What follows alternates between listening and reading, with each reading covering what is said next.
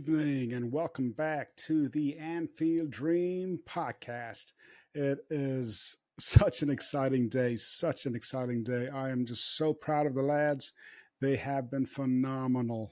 Just watching the various phases of play, watching the way the team's been so dynamic, just watching the sheer desire, just watching the kids come on and do their thing, and the maturity and the understanding. Yeah, there's still lots of room for improvement, but there were a lot of great positive signs.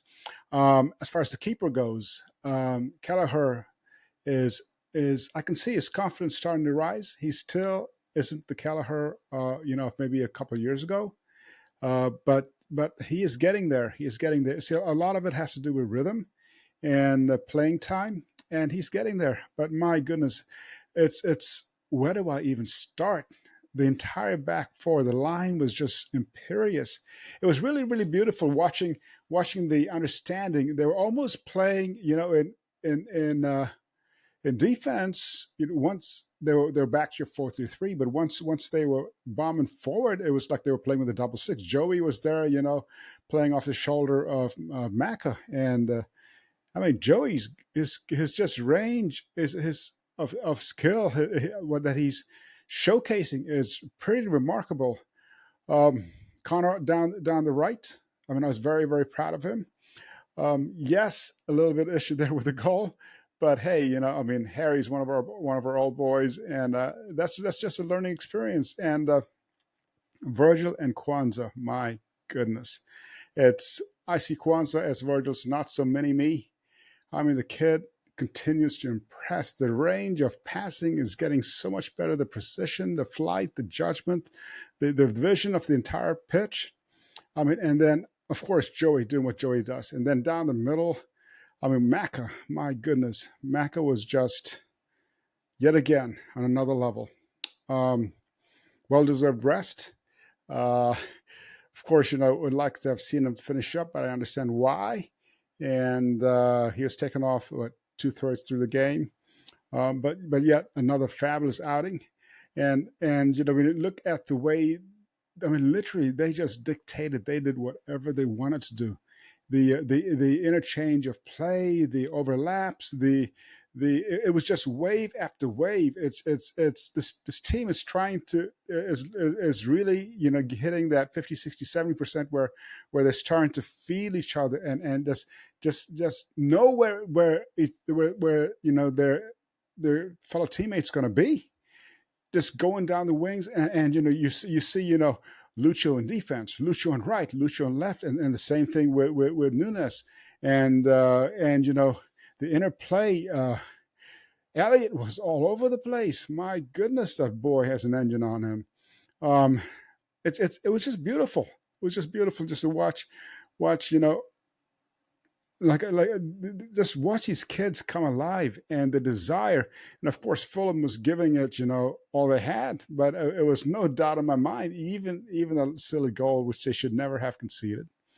And even so, like I said, that was a learning experience for our young right rear guard. But still, it's when I watch just the way the movement of the ball, where it's just when every phase of the game and every section of the game, at times it was almost like they're playing a 3-box-2. Then they're playing a traditional 4-3-3. Then they're playing a 3, like I said, double six in the back, and just flat out offense and just spraying the passes and hitting the lanes, and it was just beautiful, just beautiful. And of course, Kelleher is great with his feet, and so we saw that again. He's also a pretty good sweeper keeper.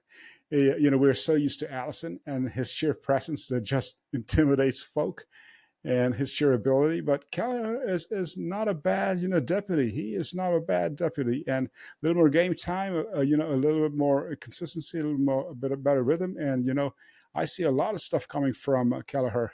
So all in all, it's job well done, professional performance, great experience for the young bucks, and just the desire with the kids. I mean, with the two kids that came on at the end as well. I still have to. I think it was Bobby Clark. I think Bobby Clark was one of them, and who else came on at the end? Um, oh, yeah, of course, they went to the five back at the very end when they were shoring up the defense. They were just basically an almost impenetrable wall. And the fact that the boys could just adapt to whatever was needed and anticipate. And I see Verge dictating. I see the leadership all over the place. People looking out for each other. Curtis has his cameo at the end, and obviously there was a little. I mean, you could obviously see the change in strategy and the change in flow because he is not a McAllister. He's a completely different player, and him playing the six is very different from McAllister playing the six. And Fulham took a little advantage initially, but wasn't long. They were back in control again. And this is why what I'm so excited about with this particular team. And what excites me even more is what I'm seeing with the youth program. I mean, this is why when I heard that they were going to build this fabulous facility and bring the academy kids, and in the same complex with the first teamers. I mean, you can see how these kids are literally, they're mini-me's of their first team, first team, fellow Liverpool citizens, if you will, citizens of Liverpool Football Club. It's you can see they understand what the ethos of the club. They understand, what the coaches want. They understand, the style of play. And it doesn't matter who you slide in there. It's Liverpool. It's distinct. It's recognizable. It's Liverpool. And and they've gotten so good. These guys are just elite athletes waiting to happen. Superstars in the making. One individual who I really have to bring out again, which I'm really what I'm seeing. That's what's happening in Darwin is just. I'm very encouraged, and I see it. I see the light in his eye. I see the expression. He's calmed down. He's maturing before our eyes. I mean, everything about his play is getting better. It is just a matter of time. And just with Joey too, he's going to get that goal. I know he is. It's like, boy, just shoot, man, just get it over with. Come on.